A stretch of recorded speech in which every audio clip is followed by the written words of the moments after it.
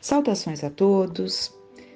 Vamos trazer para nossa reflexão, no livro SOS Família, por Divaldo Franco, né? Pela mediunidade de Divaldo Franco, vamos ver um texto de Manuel Filomeno de Miranda, em que ele nos traz uma reflexão que ele intitula Personalidades Parasitas. Então ele começa: na psicopatologia das personalidades múltiplas ou anômalas, não podemos descartar a realidade espiritual do próprio paciente. Espírito eterno, herdeiro das ações transatas são as ações passadas, né? Então, nós herdamos, nós somos hoje a resultante de tudo que viemos construindo nessas experiências em corpos de carne e também nas experiências no plano espiritual. Não nos esqueçamos que somos espíritos que temos uma consciência que está se desenvolvendo, se aprofundando aos poucos, né? A condição de alguém se mede pelo seu nível de consciência, né? Mas esse trabalho se dá não só nas encarnações, também no plano espiritual, né? As encarnações são os estágios abençoados, né? Em que temos a oportunidade de, com a bênção do esquecimento, irmos burilando, trabalhando os nossos sentimentos e vencendo as nossas dificuldades no convívio com o outro, né? Então é isso que ele está colocando, espírito eterno, né? Na verdade, esse termo eterno tem sido utilizado normalmente, mas o ideal seria espírito imortal, desde que entendamos que eterno somente Deus, né? Porque eterno não tem início nem fim, e nós espíritos temos o início. Nós fomos criados num determinado momento, né? Portanto, somos imortais. Mas é usado, né, por muitos, apenas uma colocação a ser analisada, né? Espírito eterno, eterno no sentido de que teremos a vida imortal. Eu entendo que seja nesse sentido, né? Eterno porque seremos imortais, não ter a nossa vida, né? Independente de com corpo de carne ou não se extinguirá jamais. Portanto, espírito eterno, herdeiro das ações transatas, ei-lo que marcha mediante as etapas reencarnacionistas, acumulando experiências e somatizando problemas que, a contributo do amor, na realização edificante, ou na dor, expungindo delitos, alcança a plenitude da sua realidade, a destinação feliz para a qual foi criado. Então, fomos criados, né? E temos a possibilidade do contributo do amor. Se conseguíssemos vivenciar o amor, só viveríamos realizações edificantes. Mas temos também a dor abençoada, que nos ajuda a expungir os delitos, né? Assim, caminhando para a plenitude da nossa realidade, de cada um de nós, da nossa individualidade. Evidentemente, os conflitos e traumas da infância, que dão origem às personificações parasitárias, são de relevância em tal problemática. Mesmo aí, defrontamos no lar difícil, nas agressões da família, nos vários distúrbios domésticos, a mão da justiça infalível, estabelecendo os mecanismos corretivos para o infrator libertar-se dos débitos sob a injunção de fugas espetaculares, as quais dão surgimento às construções de variantes personagens que assomam do inconsciente em processos de defesa do ser frágil e tímido, aflito e receoso. Então, esses conflitos, esses traumas da infância, né? Especialmente ali em lares em que surgem problemáticas, né? Surgem aí essas personificações parasitárias que Manuel Filomeno nos traz, né?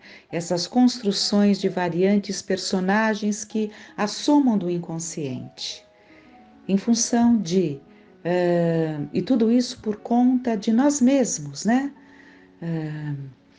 É aquela criança ferida.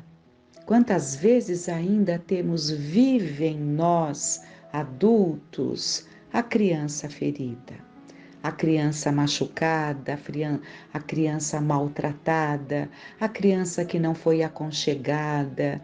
Isso independente ali das condições dos lares, né? Porque os sentimentos, eles se fazem presentes, né? Favorecendo o retorno daquele que volta àquele lar, independente das condições materiais, da condição ali em que aquele espírito retorna. O aconchego pode ser muito expressivo em lares modestos, em que o amor fala mais alto, né? Em lares abastados, né? Pode haver uma frieza no acolhimento daquele que retorna. E muitas vezes ali essas experiências vivenciadas na infância, que é um período tão importante, faz daquele ser, né, alguém que traz muitos conflitos e que vem do seu inconsciente essas personalidades chamadas por Filomeno de parasitas, né, que com certeza vão trazer ali grandes psicopatologias, né, a este que retorna, né, com personalidades anômalas, né? E é importante, então, que tenhamos esse olhar para aquele que retorna, né? Pensando ali naquele lar que recebe, aquele lar que tem que aconchegar aquele espírito que retorna e tem que ajudá-lo, porque antes daqui estarmos todos nós, de modo geral, né? A grande maioria, todos nós retornamos imbuídos da boa vontade, de acertar, de progredir, de nos adaptarmos junto àqueles a quem Deus nos destina um convívio mais próximo.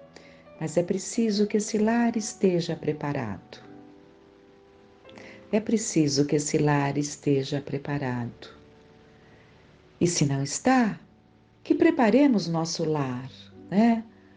Temos um lar ou temos uma casa? A nossa morada aqui na Terra é um lar ou uma casa? Os que convivem conosco sentem vontade de retornar para esse lar ou para esta casa? É aconchegante? É frio?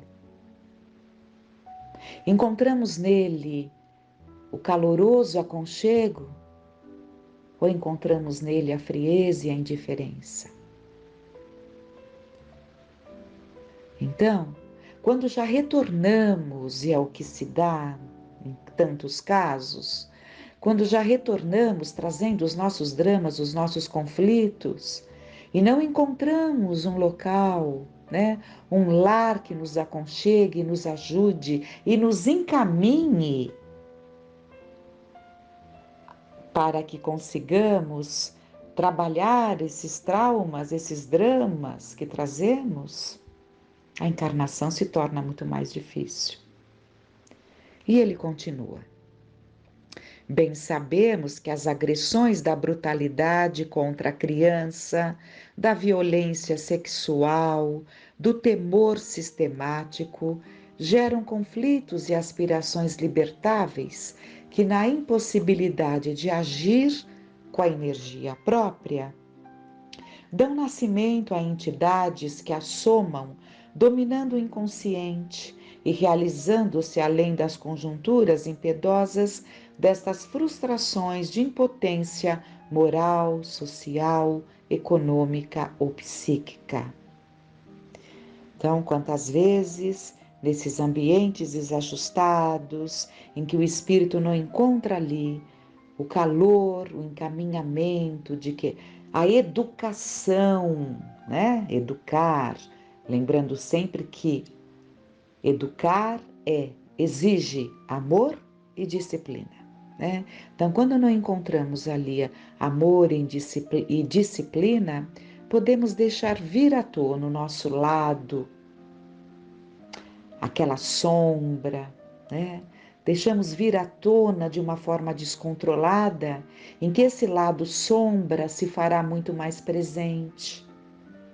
Porque não teremos ali as condições de diluir essa sombra, né, que Allan Kardec chama das nossas tendências infelizes, né, das nossas tendências difíceis, das nossas más inclinações, como ele nos fala.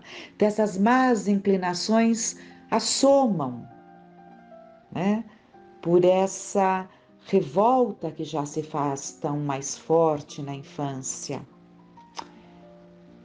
não nos permitindo, então, diluí-las, como nos ensina a psicologia moderna e junguiana, né, analítica, que nos ensina que devem ser diluídas. Então, como diluir, né, se deixamos que ela tome conta? Então, vamos lá.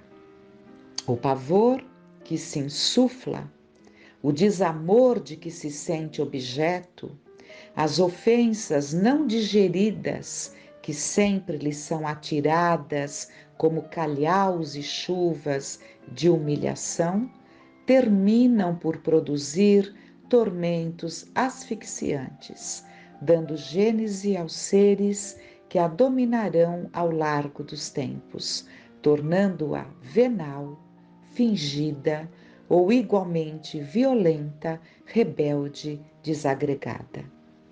Então, personalidades doentias que assomam, né, que podem ter ali o caráter de fingimento, em que, desde a infância, aprende-se a falar não o que se sente, mas o que o outro quer ouvir, né? Assume-se uma postura premeditada, né? Desde a infância, para fugir ali às agressões, para fugir às recriminações, né? Então, é assim que se dá, mas é aí que está o nosso olhar, né? O nosso olhar. Temos que perceber, não importa a faixa etária que estejamos, é tempo de aprendizado, é tempo de mudança, é tempo de aprender que além de contemplar, porque nos ajuda muito, contemplar a natureza, né? Natureza, a criação de Deus. Ao completarmos a natureza, estamos contemplando a criação de Deus, mas é preciso que se aprenda a contemplar o ser humano. E quantas vezes não contemplamos nem aqueles que estão tão próximos a nós, desfrutando do nosso convívio íntimo? Quantas vezes é alguém de fora que detecta uma situação, porque os que estão dentro do lar não percebem, porque não contemplam. Contemplar. Na contemplação, nós aprendemos muito, não só dentro do que estamos falando agora, objetivando ali, perceber os dramas, as dores, as angústias, mas contemplando também conseguimos perceber tantas virtudes, tantas coisas boas. Aliás, o que deveríamos nos empenhar é em aprender a focar o lado bom de cada um. Se conseguíssemos focar o lado bom naquele ser mais rebelde que está próximo a nós, naquele ser desajustado, agressivo, com temperamento muito difícil, mas se fôssemos ali, nos esforçando para perceber os pontos bons, que eles tivessem mais importância, porque perceberíamos esses talentos, esse lado já cultivado, trabalhado, auxiliaríamos esse ser a deixar vir à tona o que há de bom dentro dele. E continuando, somente o amor possui os ingredientes de correção desses equipamentos do inconsciente, geradores dos distúrbios, alienadores da pessoa. Vocês vejam que aqui não se está falando de influenciação externa, de assédio de outras mentes, de espíritos, né? Ali que se sintonizam com a nossa maneira de ser. Não, aqui está falando do nosso inconsciente, daquilo que trazemos dentro de nós, do nosso eu, né? A terapia especializada, ao largo dos anos, consegue reintegrar as diversas personificações na entidade do eu consciente, libertando o paciente da perturbadora situação. É o eu consciente, né, que deve atuar, que deve comandar aquilo que está no inconsciente. Vezes, porém, ocorrem nas quais, além das personificações construídas pelo inconsciente, predominam entidades conscientes de outra dimensão, que obsediam e atormentam aqueles a quem odeiam ou supõem lhes devam compreensão e amor. Então, aqui, o Manuel Filomeno de Miranda já está trazendo a questão de outras personalidades, né? De outras entidades conscientes de outra dimensão, portanto, espíritos, né? Que obsediam, atormentando, cobrando, né? A psicoterapia dos passes, da renovação moral do paciente, do esclarecimento da personalidade subjugadora, conseguem liberar a vítima, que deverá fazer e envidar esforços para conquistar um elenco de recursos morais nos quais estejam luzindo a caridade e a compaixão.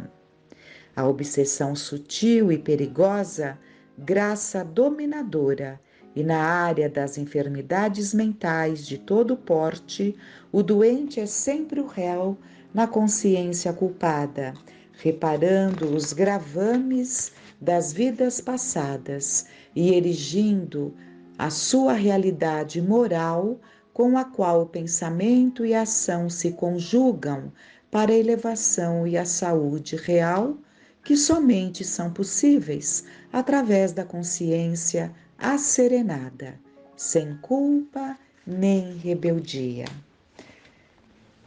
Porque o nosso inconsciente, né, atormentado, ele se manifesta através da revolta, ele se manifesta através da culpa, e a culpa, ela traz grandes danos. Por quê? O que seria a culpa? Nós sabemos que é importantíssimo. Não há crescimento sem a consciência do erro. Não há crescimento sem a percepção de que agimos mal e que deveríamos ter feito de outra forma. Não há crescimento sem a constatação de que erramos, mas devemos procurar o acerto. A culpa é justamente daquele que se cristaliza no erro e desperta nele cedo ou tarde, o sentimento do remorso destrutivo. Aí é o ponto que traz grandes danos, porque aquele que se sente culpado, ele não se sente merecedor de nada. E por não se sentir merecedor, ele é o seu próprio obsessor, né? Ele é o seu próprio algoz, porque ele mesmo se tolhe, né, das oportunidades que poderiam surgir. Ele não se permite nem sequer ser feliz, ele não se permite se amar, ele não se permite amar, ele não se permite desfrutar de momentos bons porque não se sente merecedor. E nesta situação, ele é como se ele entregasse o pescoço aos obsessores e se deixa conduzir como um fantoche, né? Se entregando muitas vezes a viciações que na verdade já nem o satisfaz ou não o satisfaz, mas ele se entrega como alguém ali que está emprestando o seu corpo, né?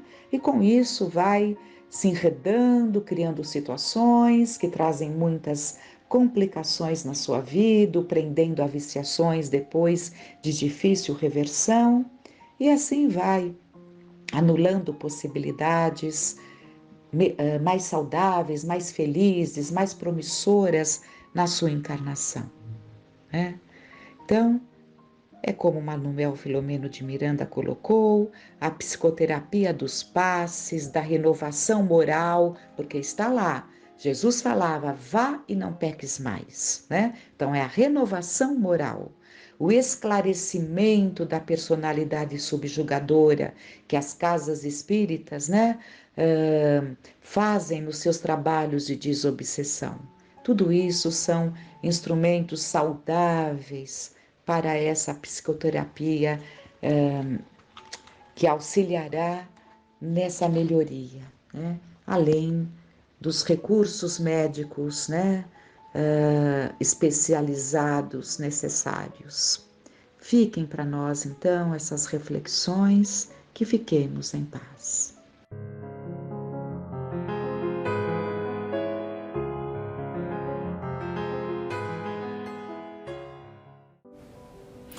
Olá, do livro Estudando o Evangelho, por Martins Peralva, mensagem número 10, contentar-se. Tendo sustento e com o que nos vestir, estejamos contentes. Essa frase é de Paulo.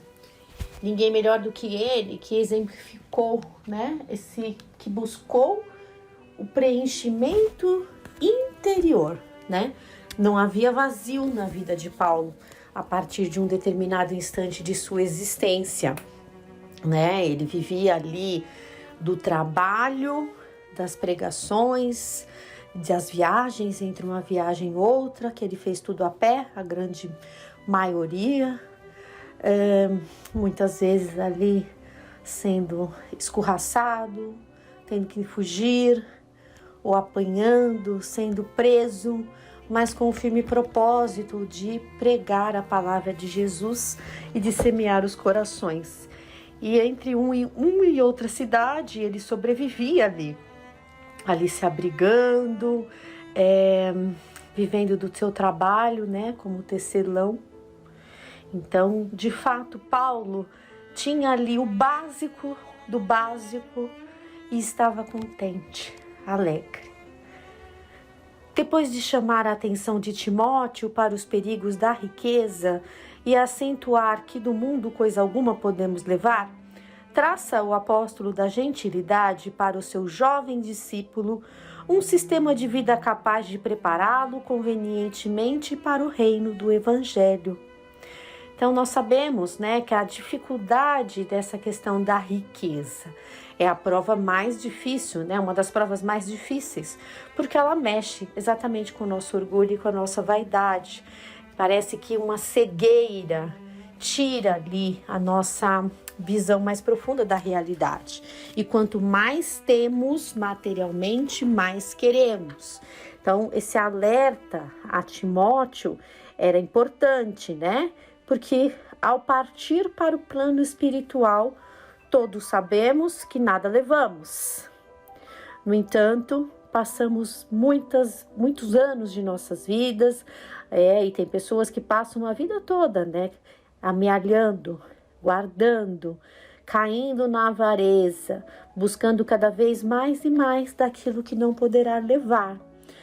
No Espiritismo, nós somos alertados e temos as comprovações através das mensagens de que nada levamos. Sabemos disso e que somos espíritos eternos. Então, para aqueles que já têm essa verdade no coração, estejamos conscientes quais são os tesouros que nós precisamos realmente ter. O que nós temos que cultivar? São os valores morais, são as aquisições morais. Essas sim são eternas, né? Não ficam na carne. Assim, exorta-o com humildade, tendo sustento com que nos vestir, estejamos contentes, tá? Na primeira epístola de Timóteo. A imensa maioria dos homens vive inquieta, lutando por acumular bens materiais, guardando-os avidamente, porfiando por aumentar patrimônios terrestres, sem a imprescindível conversão a favor do progresso geral, e pelejando por capitalizar recursos na triste e enganosa ilusão de que a paz espiritual está condicionada aos tesouros perecíveis. Parece que, né, essa busca a gente tem mesmo, é uma satisfação que ela é muito momentânea. Por exemplo, alguém que quer comprar uma casa, o seu primeiro imóvel, ele vai ficar contente, né? Essa pessoa vai ficar muito contente quando ela consegue, né, adquirir a casa própria.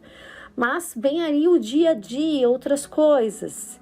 Então, essa inquietação, ela tem que ceder lugar à gratidão. Então, a inquietação de ter um lugar para morar, né? E você se sentir ali realizado e grato.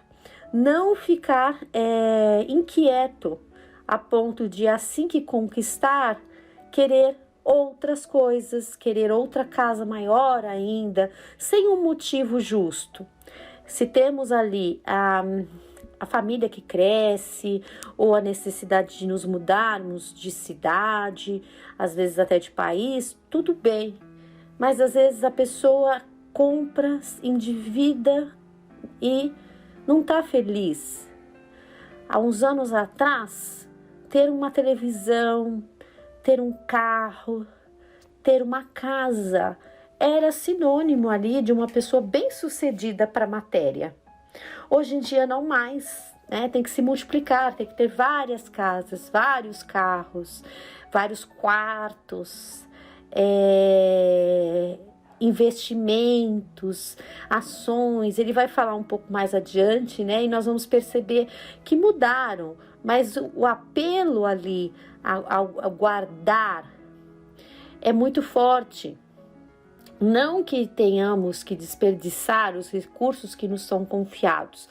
Pelo contrário, o Evangelho nos traz que os recursos e os bens que nos são confiados servem para serem multiplicados, né? No intuito que nós ajudemos as outras pessoas a se desenvolverem, a começar pela nossa família.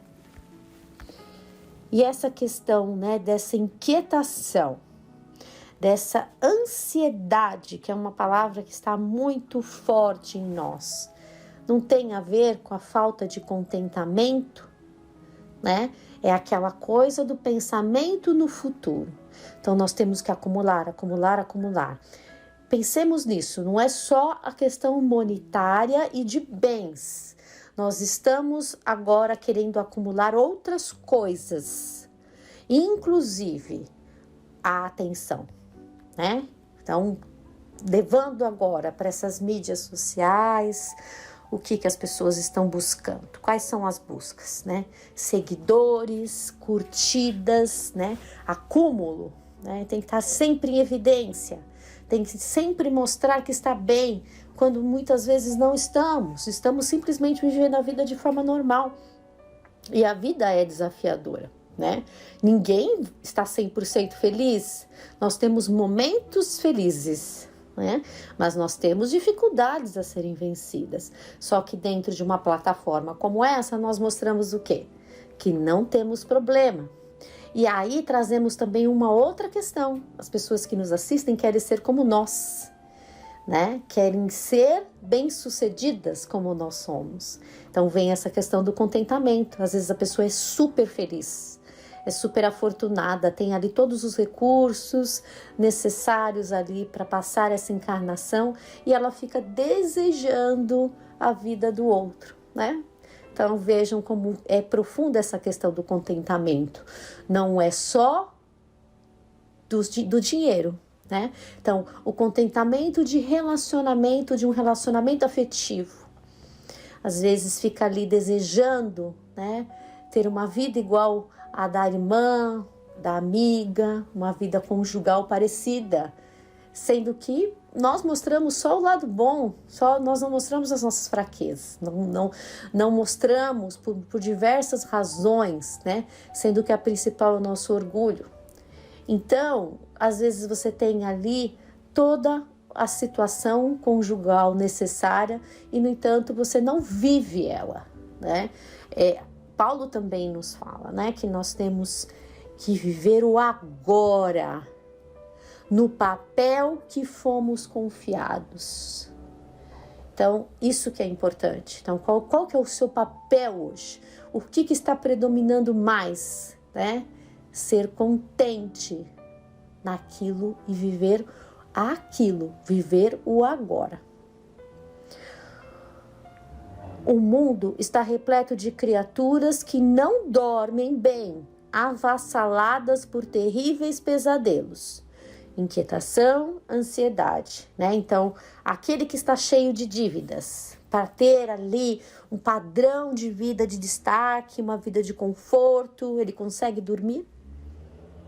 Ou aquele que quer muito, que deseja muito uma conquista material, ele não consegue dormir. Da mesma forma no campo do sentimento, no campo de se mostrar forte, né? Mostrar ali que somos capazes. Então é uma inquietação durante a vigília que se arrasta para a noite, que é o momento que nós temos que nos refazer, descansar, ter ali conexões positivas, né, no instante de desdobramento. E quando estamos agitados, com a nossa mente agitada, as nossas buscas são outras e, portanto, os nossos encontros também são outros. Conservam a mente voltada para os registros do caixa e da contabilidade, que lhes balanceia os vultuosos negócios, as fabulosas transações. Como eu posso ganhar mais dinheiro, né? Como, não é assim? Ainda mais entre os jovens, fazem aquelas contas mirabolantes, né? E é engraçado que muitas vezes, né, em algumas mentes é exatamente o convite a não trabalhar, sendo que o trabalho faz parte de nossas vidas, né? Sempre um espírito eterno, os espíritos elevados trabalham o tempo inteiro. Não são remunerados, né, monetariamente, mas são remunerados por outras coisas, pelo mérito, pela moeda do amor. Então nós tiremos de nossas mentes essa questão de ficar com o pé para cima, né, de acumular para não fazer nada depois. E isso vai nos dar mais inquietação, porque uma mente vazia é uma mente desocupada, né? Pensemos nisso, reflitamos nisso. O que nós vamos colher com essa agitação toda? Ganhar e guardar, eis o programa dessas criaturas. São realmente almas equivocadas que merecem piedade, porque estão indo em direção a algo que não vai trazer nenhum tipo de preenchimento, né? É um equívoco. E o pior de tudo é essa expectativa, né? Essa expectativa de alcançar algo que é inalcançável, e vem a frustração. E da frustração a revolta. cristalizadas no egoísmo e na avareza, confinam ao bolso e ao cofre a conta bancária e ao lucro as próprias aspirações, né? Muitos não vivem, sobrevivem, né? Há casos aí que as pessoas mesmo tendo muito dinheiro, muitos bens, vivem ali, né, daquela forma mais sacrificante, né, possível. E é estranho, né? É contraditório, porque ela quer guardar cada vez mais, então ela economiza cada vez mais. Sonham com a multimilionaridade dos bens transitórios, que as traças consomem e os ladrões roubam, indiferentes a que suas almas eternas permaneçam mendigas do tesouro da imortalidade. Vejam que interessante essa contradição, né? Você é milionário, multimilionário. Hoje em dia já se cultiva, né, ser bilionário, mas ser um mendigo espiritual. Reflitamos nisso. Para tais companheiros, as noites são mal dormidas, as madrugadas excessivamente penosas, cada novo dia um motivo de inquietação íntima. Então é um vazio existencial. Quanto mais busca, mais gasta, mais ostenta e continua inquieto. Os valores monetários, traduzidos pelos talões de cheque e pelas cintilantes moedas, bailam em suas imaginações sobreexcitadas, noites adentro, executando, ao compasso de estranha orquestração, a obsidiante dança dos cifrões. Então, leva assim ao desequilíbrio, né? As mentes que estão ligadas são mentes inferiores, mentes ligadas à matéria, ao egoísmo.